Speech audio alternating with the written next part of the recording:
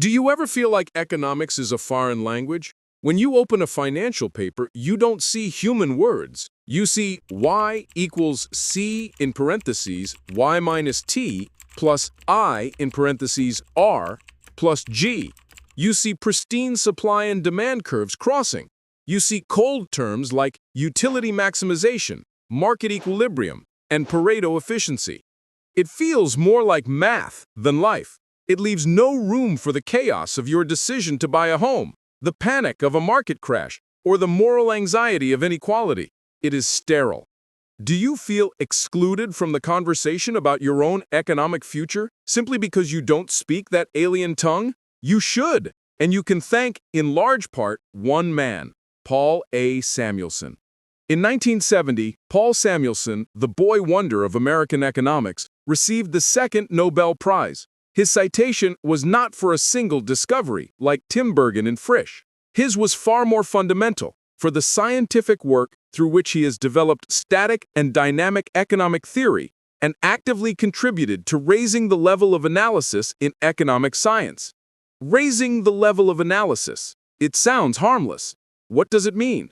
It means that Paul Samuelson almost single-handedly finished the job others had started. He dragged economics out of the messy world of philosophy, history, and morality and transformed it into a branch of applied mathematics. He was the Moses of economics, coming down from the mountain with tablets etched in equations.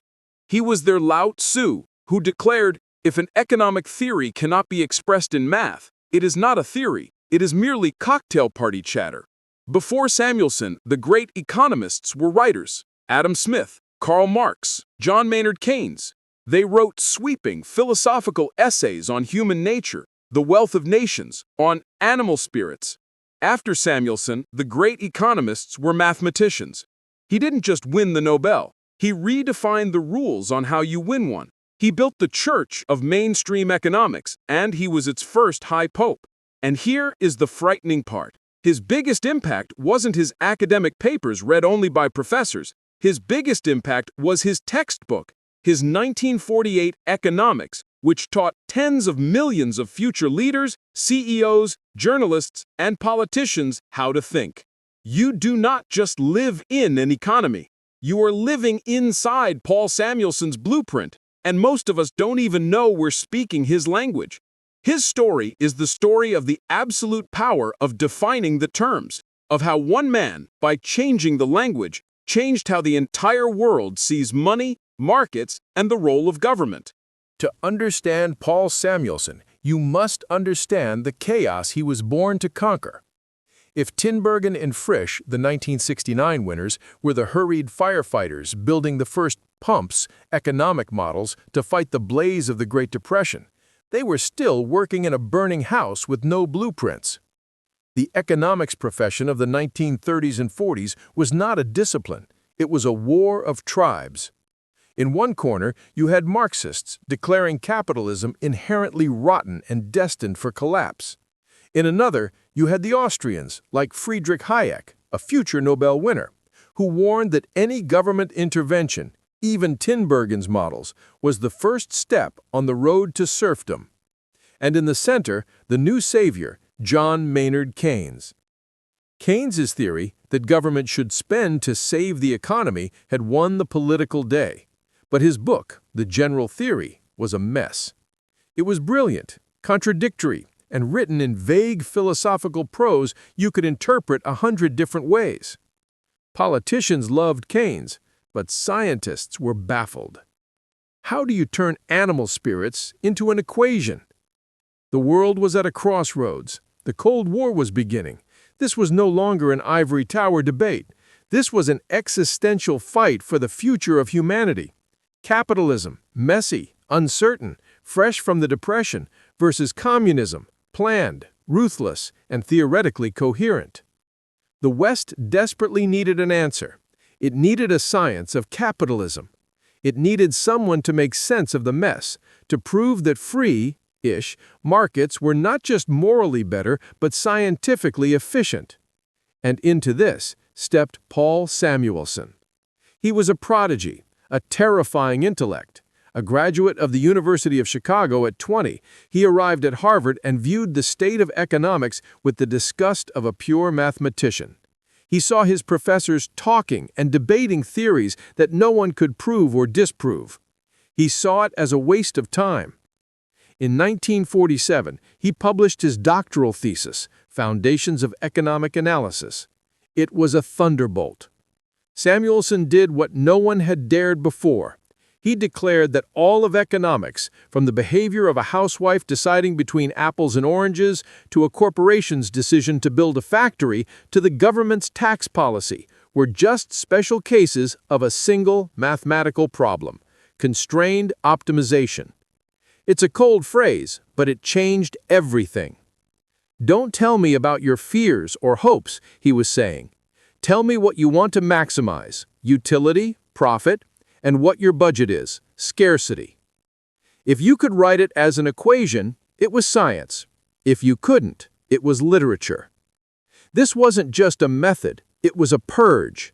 With one blow, Samuelson sidelined entire schools of thought: the historians, the institutionalists, the moralists, because their theories could not be mathematized.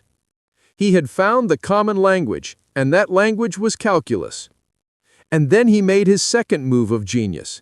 He took the messy macro doctrine of Keynes, whom he admired, and translated it into this new mathematical language. He tamed Keynes, turning his rebellious ideas into a neat set of curves and equations a freshman could understand. He created the neoclassical synthesis, a fusion of classical microequations, Adam Smith, at the individual level, and Keynesian macro-intervention, Tinbergen, at the government level. He gave the West the Bible it needed. His 1948 textbook, Economics, did just that. It was a manifesto disguised as a manual. And the 1970 Nobel was his coronation. It was the entire establishment declaring, "The war is over. Math has won. Paul Samuelson has written the rules of the game, and everyone, left, right, and center, must now play by them." And here's the mechanism that Paul Samuelson installed in our brains via his textbook, the one swallowed as gospel by generations of world leaders. Scarcity is absolute, and everything in life is a trade-off. Before Samuelson, economics had room for value. After him, it only had room for price. Here is how he programmed your reality. He took human beings, you, me, and all our fear, love, loyalty, and messy contradictions, and replaced us with a dummy, a sterile, fictional, mathematically convenient creature. They call him Homo Economicus, economic man. Homo Economicus is a calculating machine. He has no children, no homeland, no conscience. He has only one thing: a utility function that he seeks to maximize at every second of his life. When Homo Economicus chooses a job, he doesn't care about meaning or passion. He calculates the precise balance of wage versus leisure. When he gets married, he is executing a contract to maximize joint utility. When he gives to charity, it is only because the psychological benefit, warm glow, outweighs the cost. Does this creature disgust you? Does he seem like no one you have ever met? Good, because he isn't real. But here is the grand intellectual swindle. Paul Samuelson and his followers decided that in order to make economics a science, they had to pretend that we are all Homo Economicus. Because you cannot write an equation for love, you cannot model honor, but you can model an optimizing robot. And when you do that, a terrifying consequence follows. You have created a system, a language, a power structure that is completely immune to morality. The word efficient replaced the word good. Do you ever wonder why a CEO can receive a multi-million-dollar bonus for firing 10,000 workers? Because in Samuelson's world, that is an efficient act. It maximizes shareholder value. The model does not have a variable for the despair of 10,000 families or the collapse of a town. Those things cannot be mathematized. They are externalities. That righteous anger that you feel when you read that news, that sense that this is just wrong, That is the sound of your real humanity colliding with the artificial world of Homo Economicus. It is the sound of you being excluded from the game because you do not speak the language of equations. This is the true legacy of the 1970 Nobel. Paul Samuelson built a magnificent cathedral to scientific economics. But to get in, you had to leave your soul at the door. He created a new priesthood, the technocrats like those at the Fed or IMF who inherited Tinbergen's legacy, who now were armed with Samuelson's high language. They no longer debate right or wrong decisions morally. They only discuss optimal or suboptimal decisions. Their language became a wall. It was designed to give them the authority of physics while simultaneously excluding you from the debate. If you can't argue in calculus, your opinion on inflation or unemployment is worthless. The intellectual superiority these experts feel is real. They believe they are practicing an objective science. And the fatalism you feel is also real. You are living by their rules. You are being judged by their models, even when those models began by denying your very nature. You think Homo Economicus is dead? You think that, after half a century, we realize the absurdity of pretending humans are calculating robots and just moved on? How naive. Samuelson's operating system isn't just intact. It has metastasized. It has escaped the textbooks and the central bank boardrooms. It has been coded into software. Think about Wall Street today. Who, or what, is actually doing the trading? Overwhelmingly, it is not human beings. It is high-frequency trading, HFT algorithms. And what is an HFT algorithm? It is Homo Economicus brought to life. It is a machine forged in silicon that does exactly what Paul Samuelson wrote on paper. It has no fear, it has no loyalty.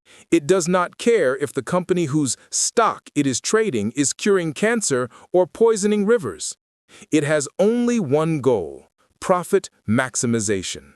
It runs constrained optimization, calculations millions of times a second, exploiting infinitesimal price differences invisible to the human eye. The entire global financial market, the one that determines the value of your pension fund, is largely run by an army of Samuelson's robots. Ever heard of a flash crash? Those terrifying moments when the market evaporates trillions of dollars in minutes for no discernible reason before suddenly snapping back? What is that? That is the sound of the machine screaming.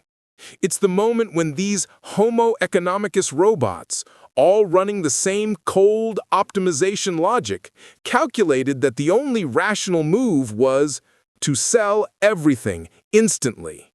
It is a digital, perfectly emotionless panic. Samuelson's legacy isn't just models.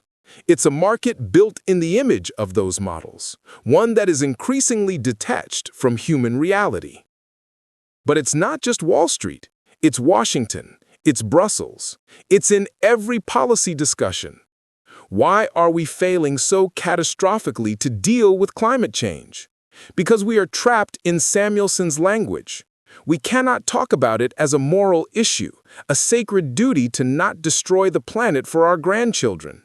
No, the economists trained in Samuelson's mold have programmed the debate. They call the destruction of the biosphere a negative externality. And their solution? Not a revolution in values, a market solution. We need to price carbon, they say. We need a cap and trade system.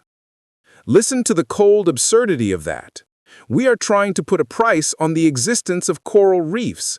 We are trying to create a market for breathable air. We are trying to optimize the collapse of the planet. This is Homo Economicus thinking at its peak. If it doesn't have a price, it doesn't have value. If you can't put it in an equation, it doesn't exist. The helplessness you feel, the personal fear you have when you think about the future, it cannot be mathematized. And therefore, in their efficient model, It does not count. And finally, that machine has turned back on you. The tech giants of Silicon Valley are Samuelson's greatest disciples. They may not read his books, but they breathe his air.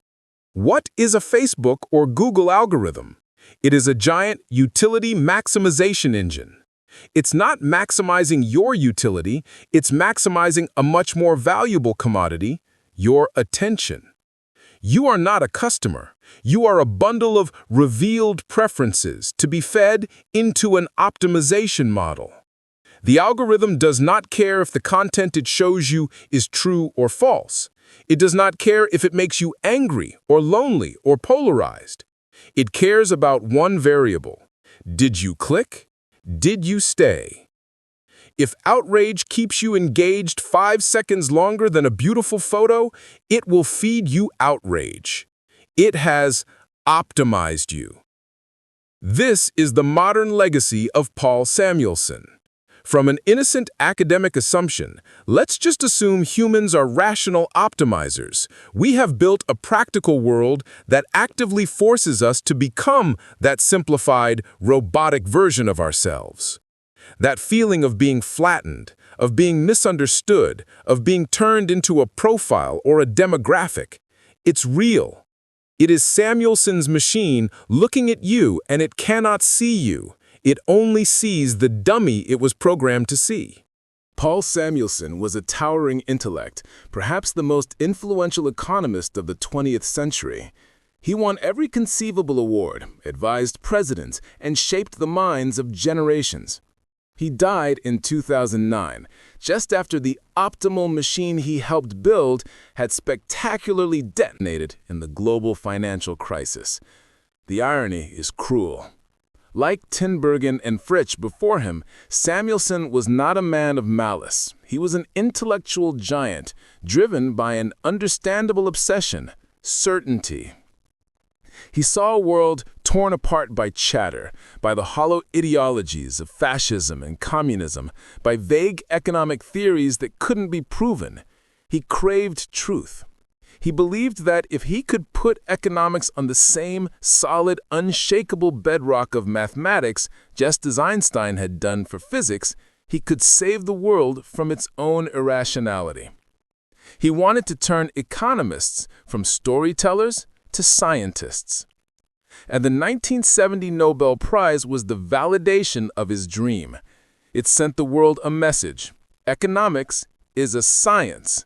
It is cold, precise, and objective. But in his quest for the certainty of physics, he made a profound philosophical error. A physicist studies atoms. An atom does not care about the physicist's theory. It just obeys the laws. An economist studies people, and people do care. When you create a theory of human behavior, like Homo Economicus, and then teach it to millions of students who go on to become the CEOs, the bankers, and the politicians, you are not just describing behavior, you are prescribing it. Samuelson's textbook was not a mirror reflecting reality. It was a hammer shaping reality. It taught generations of leaders that efficiency was the highest goal, that profit maximization was a scientific duty, and that anything that couldn't be counted, like loyalty or community or the health of the planet, was a secondary concern. It gave them the intellectual permission to act like calculating robots because the Nobel-winning professor told them that's how the world worked. This is the ultimate legacy of Paul Samuelson. He succeeded beyond his wildest dreams. He wanted to mathematize economics. Instead, he helped to mathematize us. We are all still living inside the cathedral of equations he built. We speak his language, use his tools, and are trapped by his assumptions. And the Nobel Prizes that came after, so many of them, especially in behavioral economics, have been in essence a 50-year rebellion against the cold perfection of his model. They are a desperate attempt by other thinkers to scream, "Wait, we forgot the humans. That Homo Economicus dummy isn't real, and pretending he is killing us."